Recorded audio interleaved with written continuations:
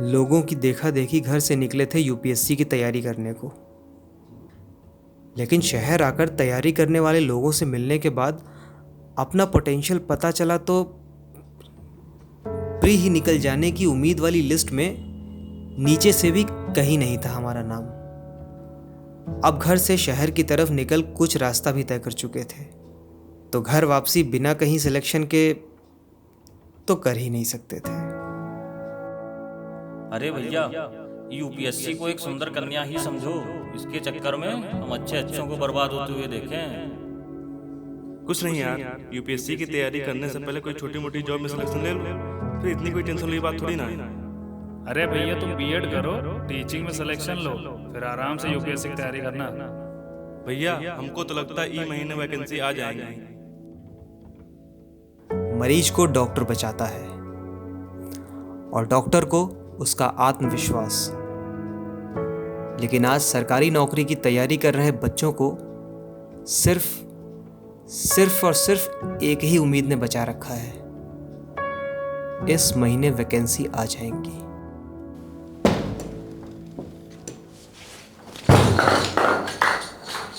साला आप घर से पैसे ना मांगो फिर भी पापा हर रोज फोन करके सुनाते हैं, सरकारी नौकरी ले लो, सरकारी नौकरी ले लो। अरे कहीं मंडी में बिकती है क्या सरकारी नौकरी? और वैसे भी सरकारी नौकरी के बगैर किसी का जीवन रुका है क्या? माँ बाप अपने बच्चों का बुरा तो नहीं चाहते हैं, वो बस अपने बच्चों का जीवन अच्छा बीतते हुए देखना चाहते हैं। तो तुम्हारे कहने का क्या मतलब है? प्राइवेट जॉब में किसी का जीवन अच्छा नहीं बीतता क्या? देखो भाई, ये चार्ट्स, ये किताबें, ये सब मैंने खुशी खुशी नहीं लगाया है। गवर्नमेंट जॉब में सिक्योरिटी भी रहती है। सुन भाई, अभी ऑफिस से आया हूं तो दिमाग का दही मत कर, समझा?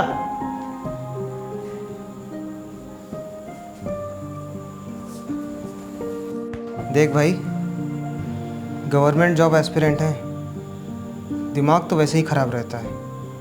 और हम नहीं चाहते हैं कि यार इस कमरे में सिर्फ एक ही लड़का बचे। दाल चावल बना लेना, एक नया ट्यूशन मिला है, थोड़ा लेट आऊँगा। सब्जी ले आना कुछ, थोड़ी ले आना, वो खत्म हो गई ना एकदम।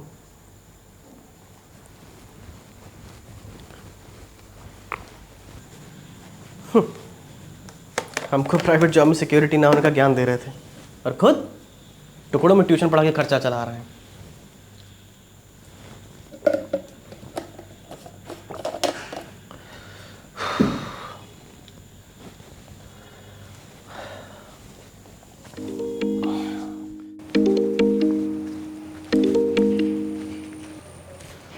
नमस्ते पापा। खुश रहो बेटा, सुना है कि केवीएस के फार्म आने वाले हैं। पापा सुनने में ही तो आता है खाली। अब कोई भी वैकेंसी ईद के चांद से कम नहीं है। अरे तुम बस अपना इसी तरह तैयारी करते रहो, हैं? और जैसे आएगी वैकेंसी बस वैसे ही हो जाएगा अपना। पापा आप तक खबर भी नहीं पहुंची थी जब, तब से हम तैयारी कर रहे हैं। पिछले 2 महीने से बस दिन रात लगे हुए हैं केवीएस की तैयारी में। अब बस किसी तरीके से मेरा निकल जाए एग्ज़ाम इस बार। पढ़ाई पर ध्यान दो भाई, बहन की शादी भी तो करनी है। खेती किसानी से कहाँ इतना छूटता है कि 15-20 लाख रुपया दहेज दे पाए। हाँ पापा। अच्छा चलिए ठीक है, अभी रखते हैं फ़ोन, हम ज़रा ट्यूशन पढ़ाने आए हैं। हाँ हाँ बेटा, हाँ।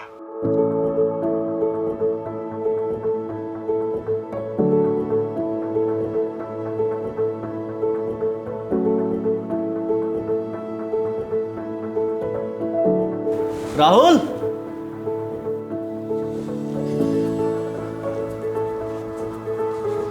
राहुल भाई यार जल्दी उठा करो। रात के खाने के समय तुम ट्यूशन पढ़ाने निकल लेते हो और सुबह फिर देर से उठते हो। ऐसे कैसे चलेगा यार?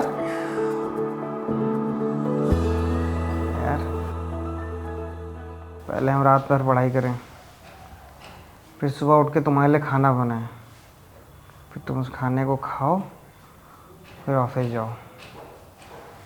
भाई हम तुम्हारे दोस्त हैं, बीवी नहीं। और इतना ही शौक है जाके शादी करके यहाँ अलग शिफ्ट हो जाओ, जाके बाहर से खा लेना कुछ। और पैसे कौन देगा? मैम देंगे।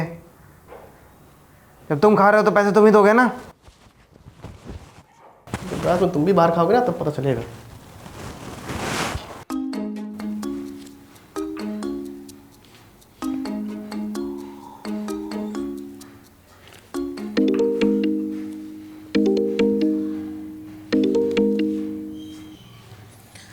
हाँ रौनक भाई।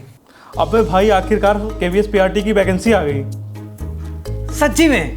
मैं नहीं मानता। अबे हाँ यार, पता नहीं कितने समय बाद KVS PRT की वैकेंसी आई है। फिर तो लग रहा है कि एग्ज़ाम भी जल्दी करा देंगे। हाँ यार, उम्मीद तो की जा सकती है।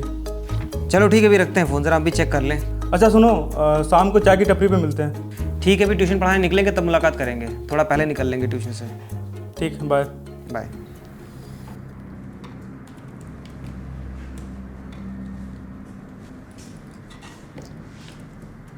करण भाई, लंच करने चले?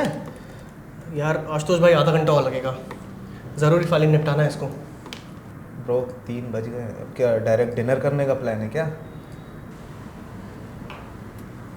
यार तुम लंच कर लो भाई, क्योंकि मुझे नहीं लगता कि मैं आज निकल पाऊंगा बाहर कहीं, क्योंकि ज़रूरी फाइल है और डायरेक्टर सर को आज ही भेजना है इसका डेटा सही करके। चलो ठीक, मैं निकलता हूँ फिर। ओके।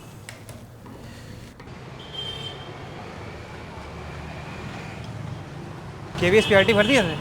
अभी कहाँ यार, भर देंगे।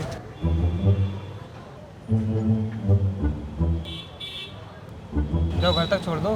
अरे नहीं छोड़ दो जाके। चाय छोड़ो। चाय। संजीत भैया 2 चाय, चीनी रोक के पत्ती ठोक के। 1 मिनट यार, इम्पोर्टेंट कॉल। राहुल भैया, अरे कब तक इस अनजान शहर में यूं ही अपना जवानी एक सरकारी नौकरी की उम्मीद में काटते रहेंगे? संजीत भैया, चाय वाले भैया से संजीत भैया तक का सफ़र तय करके आए हैं यहाँ तक, तो अभी ये शहर अनजान तो रही ना रहा हमारे लिए। ये तो बड़ा गहराई वाला बात बोल दिए आप। कौन सा UPSC का टॉनिक दे रहे हैं संजीत भैया? अरे अपने संजीत भैया UPSC प्री क्वालिफाइड हैं, वो भी 2 बार। अच्छा। जब हम इस शहर में UPSC की आस लेकर दर दर भटक रहे थे, तब हम इन्हें चाय वाले भैया कह के बुलाते थे। अच्छा। फिर हमारा पोटेंशियल देखकर इनसे रहा ना गया, तो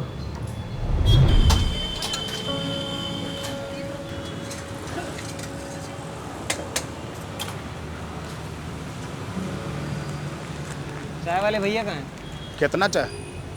1 चाय, चीनी रोक के पत्ती ठोक के। क्या नाम है बाबू? बड़ा अकेले आते हो चाय पे? राहुल, वो शहर में नए हैं तो ज़्यादा जान पहचान नहीं हुई किसी से। दिखाइए जरा। अरे आप चाय बनाइए ना, UPSC का अनसॉल्व पेपर है, आपके बस का नहीं है। और वैसे भी हमारे पिताजी यहाँ हमको पैसे भेज रहे हैं ना, आप अपना काम करिए, अपना काम कर रहे हैं। ऐसा हम भी कहा करते थे, और अपना पिताजी रहे न पैसा। अरे आप दिखाइए तो सही।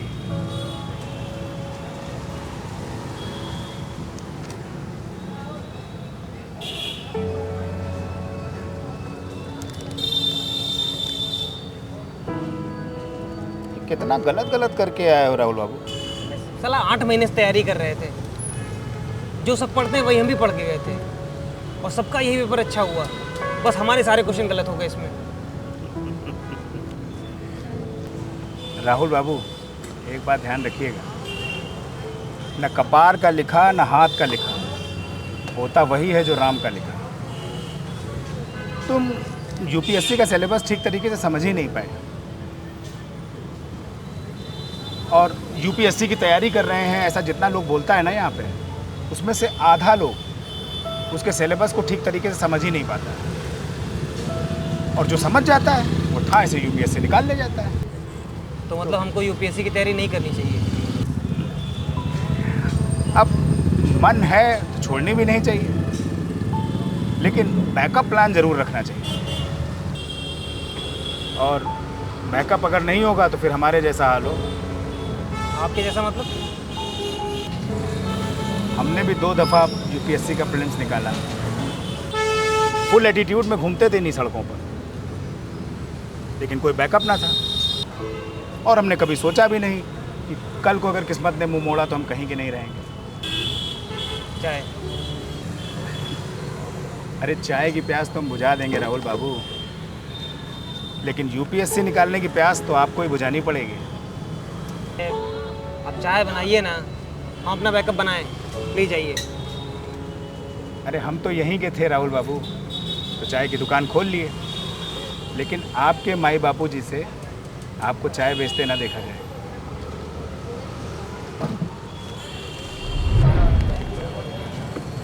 गजब आदमी हो तुम राहुल भैया। मतलब एक चाय वाले की कहानी सुनने से तुम यूपीएससी की तैयारी करना छोड़ दिए। संजीत भैया, खाते में लिख लीजिएगा।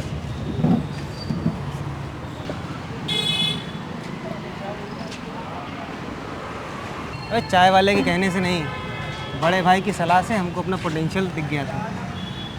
हालांकि पता तो हमको पहले ही था, लेकिन हम जानबूझकर उसको देखना ही नहीं चाहते थे।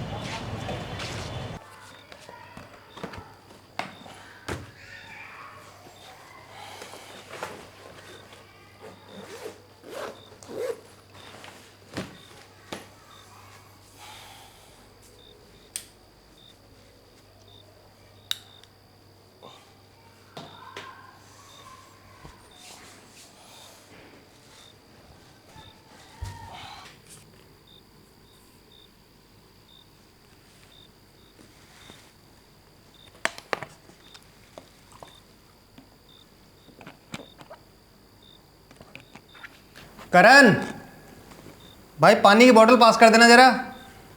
भाई मैं लेट गया हूँ, खुदा का ले लो।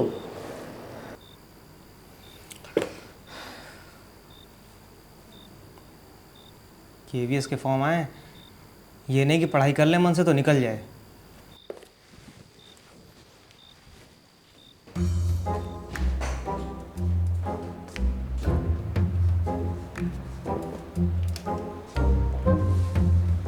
भाई लाइट बंद करके जाना अपने रूम में।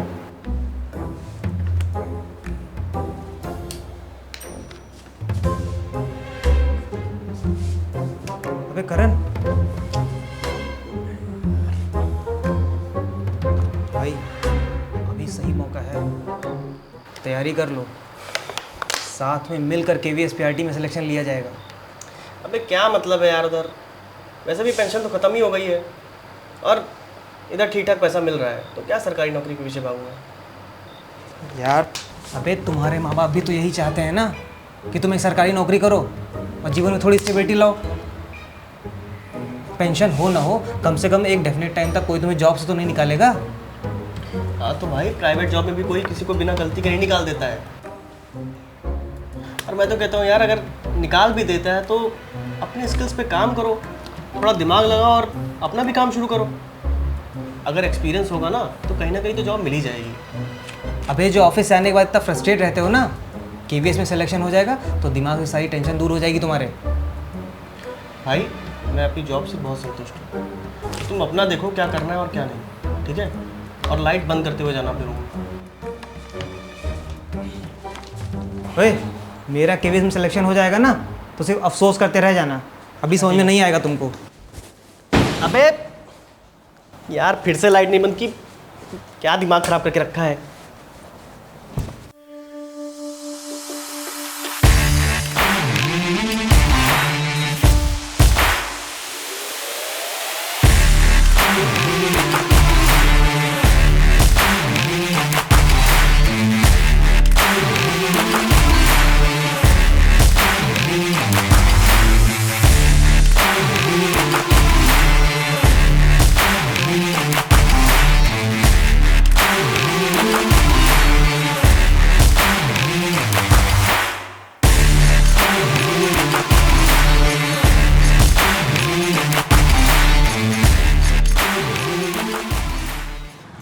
राहुल, कहाँ पैदल रास्ता नाप रहा है बे? अरे वो आज एग्ज़ाम था ना मेरा लास्ट मीटिंग में। अच्छा चला जा बैठ।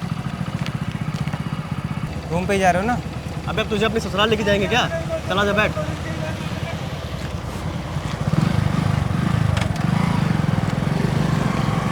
और बता कैसा रहा पेपर? बे एक नंबर यार। मतलब यार इतना आसान पेपर आया था ना कि अगर तुम एक महीने तैयारी करके तुम देते ना पेपर तो तुम्हारा भी सिलेक्शन हो जाता। चलो सही है यार, बधाइयाँ। अब इंटरव्यू की तैयारी में लग जाओ, ठीक है?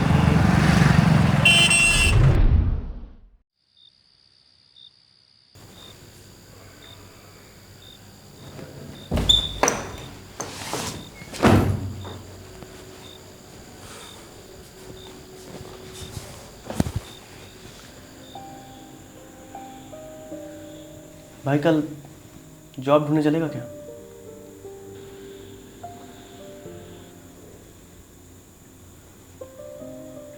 भाई चली गई।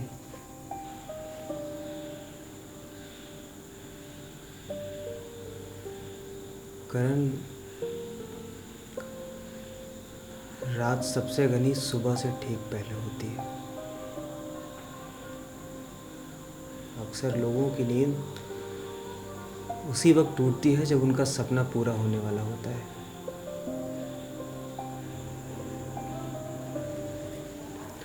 लेकिन मैं अपना ये सपना कभी टूटने नहीं दूंगा।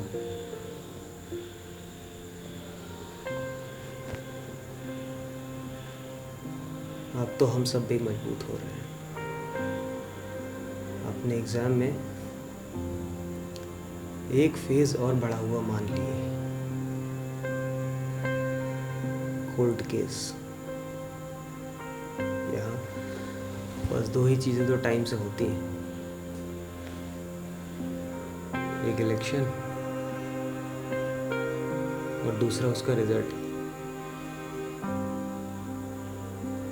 जो कभी कोर्ट केस में नहीं फंसता।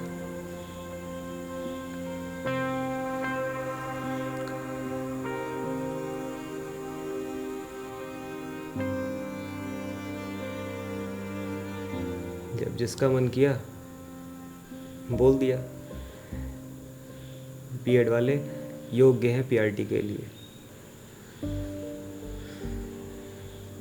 जब मन किया बाहर कर दिया, बीएड वाले ओवर क्वालिफाइड हैं इसलिए पीआरटी में नहीं रख सकते।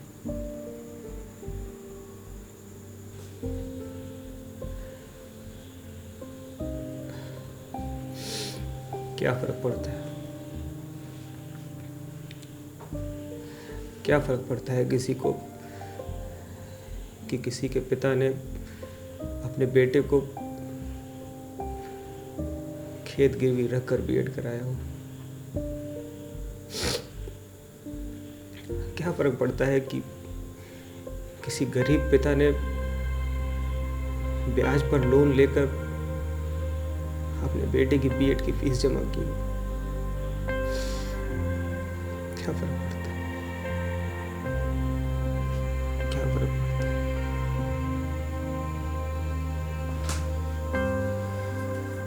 आप लोग शायद क्लाइमेक्स का वेट कर रहे होंगे। कुछ कहानियों के क्लाइमेक्स नहीं होते, और इस कहानी का क्लाइमेक्स आप पर डिपेंड करता है।